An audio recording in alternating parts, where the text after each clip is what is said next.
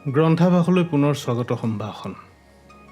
আশা কৰোঁ আপোনালোক সকলো কুশলে আছে। কৰোনা ভাইৰাছৰ মহামাৰী ৰূপ ধাৰণ কৰাৰ ফলস্বৰূপে সমগ্ৰ পৃথিৱীবাসীৰ দৰে আমিও সংকুচিত হৈ আছোঁ, আশংকা জৰ্জৰ হৈ আছোঁ। পৃথিৱীখন স্বাভাৱিক হোৱালৈ পৃথিৱীখন বৰ্তমানৰ ৰূপতে থাকিব নে বেলেগ ৰূপলৈ যাবগৈ, সেইখিনিও আমি নাজানো। এনে অৱস্থাটো আচলতে গৃহবন্দী হৈ সময়বোৰ অথলে নিনিয়াই কিতাপ পঢ়া, চিনেমা চোৱা আদিৰ মাজতে সীমাবদ্ধ কৰি ৰাখিব খুজিছোঁ। আৰু গ্ৰন্থাভাসৰ আজিৰ এই অধ্যায়ত আপোনালোকৰ সৈতে আমি এখন বিশেষ কিতাপৰ কথা পাতিবলৈ ওলাইছোঁ। কিতাপখনৰ লেখিকাগৰাকী সাম্প্ৰতিক সময়ৰ অসমীয়া গদ্য সাহিত্যত নিজা শৈলী, নিজা বিষয় আৰু নিজা ভাৱনাৰে এক বিশেষত্বপূৰ্ণ লেখিকা বুলি চিহ্নিত, ঘাইকৈ গল্পকাৰ হিচাপে পৰিচিত এই লেখিকাগৰাকী গীতালি বৰা। সম্ভৱতঃ নামৰ গল্প সংকলনৰ বাবে মুনীন বৰকটকী বঁটাৰে সন্মানিত এই গল্পকাৰগৰাকীয়ে অৰ্গল খোলা প্ৰিয়ম্বদা, সত্যসূৰ্য, নিৰৱধি নৈৰঞ্জনা আৰু সম্ভৱতঃ এই 4খনকৈ গল্পপুথি ইতিমধ্যে আমাক উপহাৰ দিছে। এই 4খন গল্পগ্ৰন্থৰ উপৰি তেওঁ অসমীয়া সাহিত্যলৈ আগবঢ়াইছে এখন বিশেষভাৱে উল্লেখযোগ্য উপন্যাস। সেই উপন্যাসখনৰ বিষয়ে আমি আজি আপোনালোকৰ সৈতে কথা পাতিব খুজিছোঁ। উপন্যাসখন বুদ্ধজায়া। ভাৰতবৰ্ষই নহয়, পৃথিৱীৰ অন্যতম এজন মৌলিক চিন্তাবিদ হিচাপে আমি গৌতম বুদ্ধৰ কথা জানো, যিজনৰ জন্ম হৈছিল ভাৰতবৰ্ষৰ কপিলাবস্তুত। অৱশ্যে তেওঁৰ জন্ম প্ৰকৃততে কোন ঠাইত হৈছিল, তেওঁ প্ৰকৃততে বুদ্ধত্বপ্ৰাপ্ত কোন ঠাইত হৈছিল ইত্যাদি বহু কথা বৰ্তমানে জনশ্ৰুতিৰ দৰে, কিংবদন্তীৰ দৰে। কিন্তু আমি এটা কথা জানো যে ভাৰতবৰ্ষৰ এখন সৰু জনপদৰ এজন সৰু ৰাজকুমাৰ হৈ সকলো ধৰণৰ ৰাজকীয় ভৱিষ্যত ত্যাগ কৰি গৌতম বুদ্ধই বিশেষ এক সত্যৰ সন্ধানত ঘৰৰ পৰা ওলাই গৈছিল, কঠোৰ তপস্যা কৰিছিল আৰু একালত বোধিপ্ৰাপ্ত হৈছিল। এই গৌতম বুদ্ধৰ বিষয়ে আমি সকলোৱে জানো। কিন্তু গৌতম বুদ্ধৰ পত্নীগৰাকীৰ কি হ'ল? যিদৰে ৰামায়ণত ৰামৰ বিষয়ে, লক্ষ্মণৰ বিষয়ে আমি সকলোৱে জানো, কিন্তু লক্ষ্মণৰ পত্নী উৰ্মিলাৰ কি হ'ল এই কথাখিনি আমি নাজানো। গতিকে এই বুদ্ধৰ পত্নী গোপা, যাক যশোধৰা বুলি কোৱা হয়, সেই গোপা যশোধৰা সম্পৰ্কত যথেষ্ট অধ্যয়ন কৰি, যথেষ্ট কষ্ট কৰি গীতালি বৰাই লিখি উলিয়াইছে এই বুদ্ধজায়া কিতাপখন। কিতাপখন 2015 চনতে প্ৰকাশ পাইছে। কিতাপখন প্ৰকাশ কৰিছিলে 8 বাক প্ৰকাশনে। কিতাপখনৰ মূল্য 220 টকা। বোধ কৰোঁ আপোনালোকৰ বহুতেই এই কিতাপখন পঢ়িছে আৰু বোধ কৰোঁ বহুতে পঢ়া নাই। ময়ো সম্প্ৰতি তৃতীয়বাৰৰ বাবে এই কিতাপখন পঢ়িলোঁ। পঢ়ি অনুভৱ হ'ল যে এই কিতাপখনৰ পঠন অভিজ্ঞতাৰ বিষয়েও আপোনালোকৰ সৈতে কিছু কথা পতা উচিত। যশোধৰা আচলতে ক'ৰ ছোৱালী আছিল আমি সেইটোৱে নাজানো। কপিলাবস্তুৰ বোৱাৰী, কিন্তু তেওঁ আচলতে কোন ৰাজ্যৰ কাৰ সন্তান আছিল? ইয়াত গীতালি বৰাই দেখুৱাইছে কোলৰাজ সুপ্ৰবুদ্ধৰ সন্তান গোপা, পিছত যি যশোধৰালৈ ৰূপান্তৰিত হৈছে। সকলো শাস্ত্ৰৰ জ্ঞান, অস্ত্ৰৰ জ্ঞান, বৈষয়িক জ্ঞানেৰে সমৃদ্ধ হৈ গোপা এগৰাকী সুগৃহিণী তথা এখন ৰাজ্যৰ দায়িত্ব ল'ব পৰা ধৰণৰ, ৰাণীৰ দায়িত্ব ল'ব পৰা ধৰণৰ ব্যক্তিত্বৰ অধিকাৰিণী আছিল।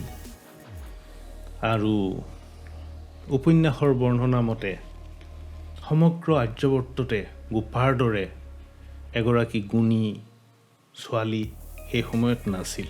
কপিলাবস্তুৰ ৰজা শুদ্বোধনে সেই গুণী ছোৱালীজনীৰ লগত নিজৰ পুত্ৰৰ বিবাহৰ ব্যৱস্থা কৰিছিল, কিয় যে সেই পুত্ৰৰ ভৱিষ্যত সম্পৰ্কত ঋষি প্ৰবাহকে এষাৰ কথা কৈ থৈছিল যে এই ল'ৰাজন হয় এজন খুব ডাঙৰ ৰজা হ'ব, নহয় খুব ডাঙৰ সন্ন্যাসী হ'ব। ৰজাই নিজৰ সন্তান ৰজা হোৱাটোৱে বিচাৰিব, গতিকে সন্ন্যাসী হোৱাৰ পৰা বাৰণ কৰিবলৈ গৌতমৰ কাৰণে তেতিয়াৰ আৰ্যাবৰ্তৰ আটাইতকৈ সুন্দৰীগৰাকীৰ বিয়াৰ বন্দবস্ত কৰিছিল। কিন্তু পিছত কি হ'লগৈ? গৌতমে নিজৰ সন্তান ৰাহুলৰ জন্মৰ ৭ম দিনা ৰাজ্য, নিজৰ পৰিয়াল, নিজৰ সন্তান, নিজৰ পৰিবাৰ সকলোকে ত্যাগ কৰি গুচি গ'ল। আৰু এটা সময়ত তেওঁ তথাগত হিচাপে চিহ্নিত হ'লগৈ। পাছত যশোধৰা গোপাও সেই তথাগতৰে পদানুসৰণকাৰিণী হৈছেগৈ। নিজৰ পুত্ৰ ৰাহুল, নিজৰ বৈমাত্ৰেয় ভাতৃ দেৱদত্ত আদি সকলো তেওঁৰ অনুগামী হৈ পৰিছে। কপিলাবস্তু নামৰ সৰু ৰাজ্যখন, জনপদখন নিশ্চিহ্ন হৈ পৰিছে। কিন্তু গুপ্ত সাম্ৰাজ্যৰ সম্ৰাট বিম্বিসাৰে বুদ্ধক তথাগতক পৃষ্ঠপোষকতা কৰিছে, যিটোৰ কাৰণত বিম্বিসাৰৰ পুত্ৰ অজাতশত্ৰুৱে বিম্বিসাৰক বন্দী পৰ্যন্ত কৰিছে।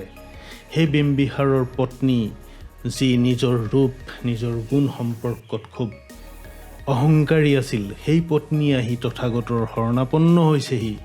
মাজতে আমি লগ পাইছোঁ পাতাচাৰাৰ চৰিত্ৰটোক। পাতাচাৰাৰ জীৱনৰ সকলো হেৰুৱাৰ পাছত কেৱল বুদ্ধৰ চৰণত ধৰি জীৱনৰ অৰ্থ বিচাৰি পাইছে।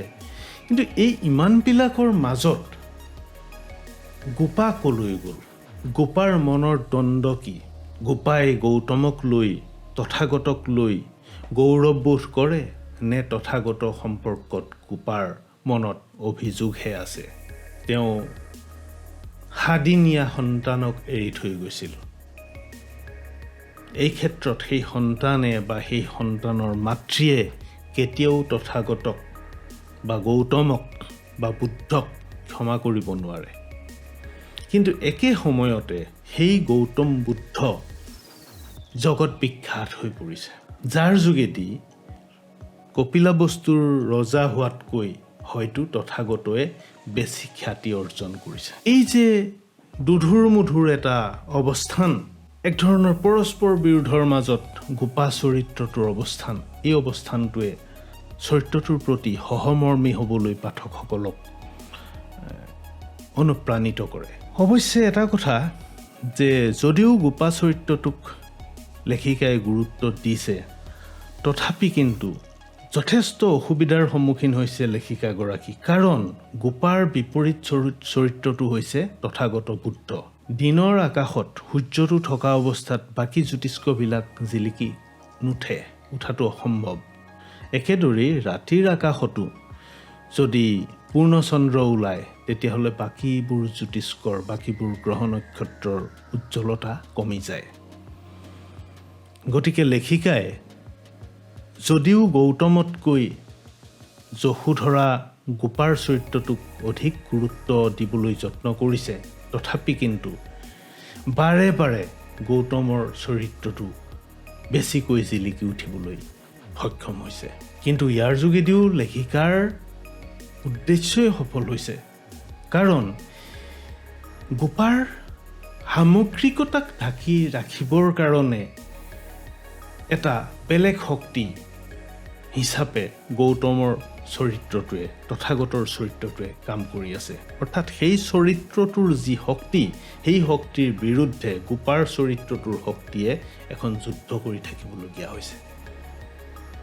আমি বিভিন্ন চৰিত্ৰৰ বিভিন্ন ধৰণৰ পৰিৱৰ্তন উপন্যাসখনৰ মাজত দেখোঁ। অজস্ৰ চৰিত্ৰ আছে উপন্যাসখনত।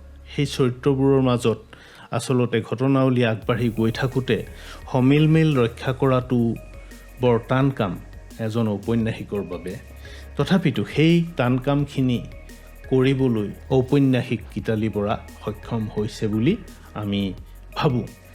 আৰু প্ৰসংগক্ৰমে এটা প্ৰশ্ন হ'ব পাৰে যে উপন্যাসখনৰ ভাষাটো কেনেকুৱা। যিহেতু এটা প্ৰাচীন বিষয়ৰ ইতিহাস প্ৰসিদ্ধ বিষয়ক লৈ চৰিত্ৰক লৈ উপন্যাসখন লিখা হৈছে, গতিকে ইয়াৰ ভাষাটো কেনেকুৱা হ'ব পাঠকৰ মনত নিশ্চিতভাৱে এটা প্ৰশ্ন জাগৃত হ'ব। ভাষাটো কেনেকুৱা মই কৈ নিদিওঁ, কিন্তু উপন্যাসখনৰ আৰম্ভণিটো সামান্য পঢ়ি দিব খুজিছোঁ। সূৰ্যাস্তৰ ক্ষণ, হেঙুল ৰঙেৰে সুশোভিত দিগবলয়, মুকলি আকাশত ছাঁ পোহৰৰ অপূৰ্ব খেলা। দেৱদহৰ ৰাজপ্ৰসাদৰ সমীপৱৰ্তী আন এক প্ৰাসাদত সান্ধ্য প্ৰদীপ জ্বলিব ধৰিছে এগছি দুগছিকৈ। ৰোহিণী নদীৰ বুকু চুই আম্ৰবনৰ মাজেদি বৈ অহা এচাটি শীতল বতাহ চঞ্চল শিশু এটিৰ দৰে প্ৰাসাদ প্ৰাংগণত ভ্ৰমি ফুৰিছে। আলফুল হাতেৰে চুই কম্পন তুলিছে দীপাধাৰৰ প্ৰজ্বলিত বন্তিত।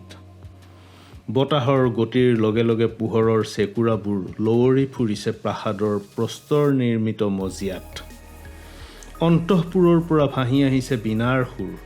সেই সুৰৰ গভীৰতাই মুঠ খুৱাই দিছে প্ৰাসাদৰ জিৰণি গৃহত বহি থকা সুপ্ৰবুদ্ধৰ দুচকু।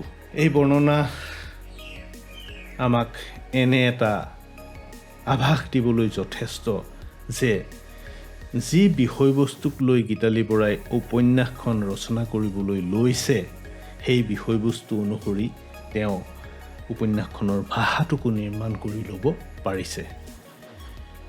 আমি আশা কৰিছোঁ যিসকল পাঠকে এই কিতাপখন পঢ়া নাই সেইসকলে কিতাপখন পঢ়িবলৈ যত্ন কৰক, আৰু আপোনালোকে এই কিতাপখন পঢ়ি কেৱল আনন্দ লভাই নহয়, ভাৰত বুৰঞ্জীৰ সততে নোপোৱা ভালেখিনি সত্য, ভালেখিনি তথ্য আপোনালোকে এই কিতাপখনৰ যোগেদি পাবলৈ সক্ষম হ'ব। আমি উপন্যাসখনৰ ৰচয়িতা গীতালি বৰাক অভিনন্দন জনাইছোঁ, আৰু তেওঁৰ কলমৰ পৰা ভৱিষ্যতে ইয়াতকৈও উচ্চ স্তৰৰ উপন্যাস লাভ কৰিম বুলি আশা কৰিছোঁ।